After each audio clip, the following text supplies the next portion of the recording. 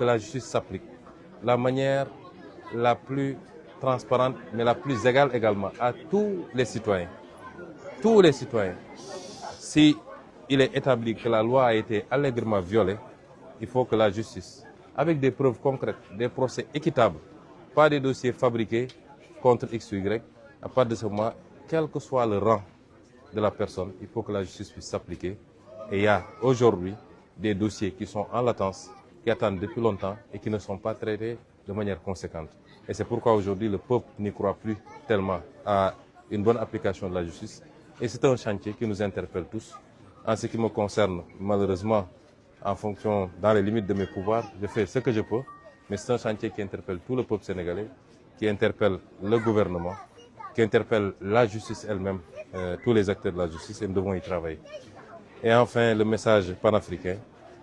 J'avais depuis 10 ans, je dis aux gens qu'il est possible d'être développé, même en étant un petit pays. Mais il n'est pas possible d'être puissant. Or, ce qui se joue à travers le monde aujourd'hui, c'est des puissances. Mon rêve, c'est de voir l'émergence d'une puissance africaine. Et je pense que l'Afrique de l'Ouest a tous les atouts. Il y a une certaine intégration culturelle entre les Africains de l'Ouest. Une forte mobilité des populations. Il y a des identités fortes, des identités similaires à travers tous les pays de l'Afrique de l'Ouest.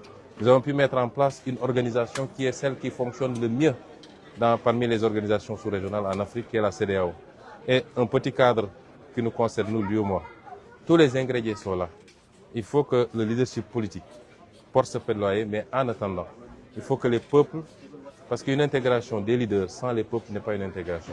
Et moi, je rêve sur les 20 prochaines années de la construction d'une puissance sous-régionale, africaine, panafricaine, qui nous permette de compter sur le plan économique, sur le plan politique, mais également sur le plan militaire, là où les décisions se prennent, qu'on puisse être siégé également, pour que l'Afrique ne soit plus ce parent pauvre de la scène internationale. Donc je vous remercie pour votre intervention.